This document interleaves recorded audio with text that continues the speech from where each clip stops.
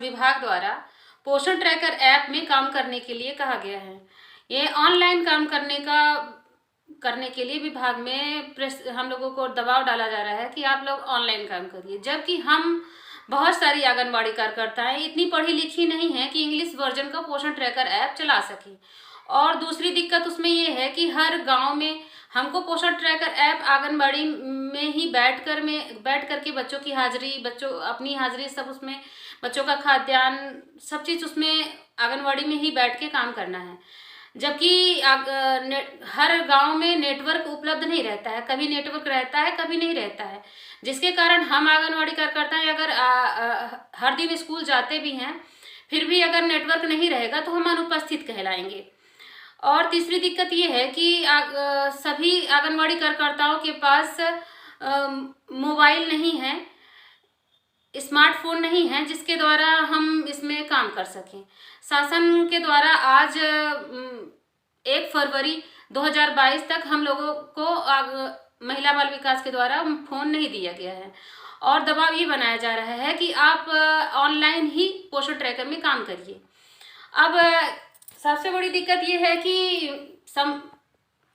जब गांव में नेटवर्क नहीं रहता है तो हम लोग नेटवर्क तक के बैठे कि कब नेटवर्क आए और हम उसमें काम करें, या तो फिर हम बच्चों को शाला पूर्व अनौपचारिक शिक्षा दें। तो दो में एक ही काम हो सकता है, या तो हम नेटवर्क तक के बैठे रहें कि अब नेटवर्क आएगा तो हम काम करेंगे, अब नेटवर्क आएगा तो काम करेंगे। तो या तो उसमें सिर्फ फीडिंग बस हो पाएगी, काम हो पाएगा ऑनलाइन, और जो मेन काम है बच्चों को हमको शाला पूर्व अनौपचारिक शिक्षा देनी है, गर्भवती महिलाओं को खाद्यान्न देना है, बच्चों को खाद्यान्न वितरण करना है, उनका हर महीने वजन लेना है, बच्चों की ग्रोथ की निगरानी करनी है, ये काम हम कब करेंगे।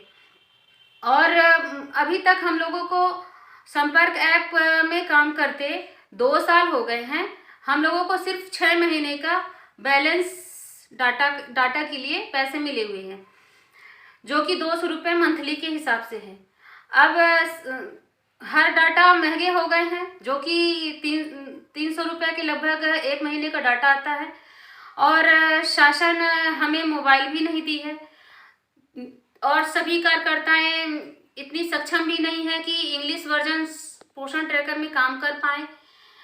फिर भी शासन द्वारा दबाव बनाया जाता है कि हम पोषण ट्रैकर में काम करें, जबकि हम लोग जो हमारे विभाग ने संपर्क ऐप लॉन्च किया था और उसमें ऑनलाइन MPR भरना था, कुपोषित बच्चों की जानकारी देनी थी, उनका फॉलो अप करना था, वो हम लोग कर रहे हैं बिना किसी शिकायत के, क्योंकि उसमें हमें कोई शिकायत करने का बात ही नहीं थी, क्योंकि हम उसमें, वह हिंदी वर्जन था संपर्क ऐप, और हमें उसमें महीने में 1 दिन MPR फीड करना था और बच्चों को हर हफ्ते फॉलो अप करना था। जिन कार्यकर्ता बहनों से नहीं बनता था संपर्क ऐप चलाते, उनके बच्चे या उनके पति महीने में 1 बार काम कर देते थे उनके कहने पे। और पोषण ट्रैकर में हम लोग हर दिन अपने पति या बच्चों से तो काम नहीं ले सकते हैं कि शासन 10,000 रुपये की सैलरी में कार्यकर्ताओं से भी काम लेगी और बच्चों से भी काम लेगी। अगर शासन को इतना ऑनलाइन काम कराना था तो पहले से कार्यकर्ताओं को 10वीं 8वीं 12वीं पास कार्यकर्ताओं को लेना ही नहीं चाहिए था आंगनबाड़ी भर्ती में। अब आंगनबाड़ी भर्ती में आपने तो 10वीं 8वीं पास कार्यकर्ताओं को भर्ती किया है।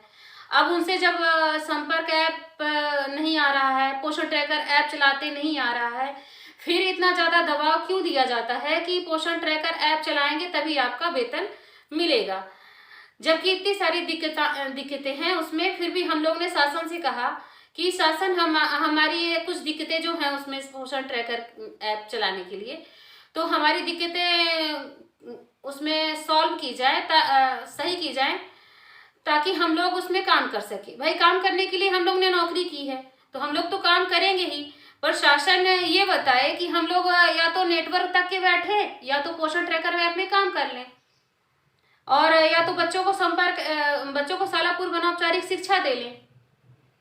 सभी से निवेदन है कि हम कार्यकर्ताओं का जो शासन से हम लोगों की जो मांग है उसको पूरा की जाए, और काम शासन दिन प्रतिदिन हम लोगों के लिए काम बढ़ा रही है तो वेतन भी बढ़ाए। ये नहीं कि काम भर बढ़ाया जा रहा है शासन और हम लोगों की वेतन नहीं दे रहा है। वेतन सभी कार्यकर्ताएं जो रिटायर अवस्था में हैं और जो कुछ रिटायर हो गई हैं उनको पेंशन भी नहीं दिया जा रहा है। शासन के द्वारा हम लोग को पेंशन भी दिया जाए और हमें अन्य सुविधाएं भी दी जाए। हम इतने कम वेतन में कैसे काम करें? तो हम सभी बहनों से निवेदन है कि ज़्यादा से ज़्यादा इस वीडियो को सब्सक्राइब और लाइक करें और शासन तक ये वीडियो पहुंचाएं, ताकि हम लोगों की मांगे शासन पूरा करे और हम लोगों को दक्ष करने के साथ साथ हम लोगों की वेतन भी बढ़ाए।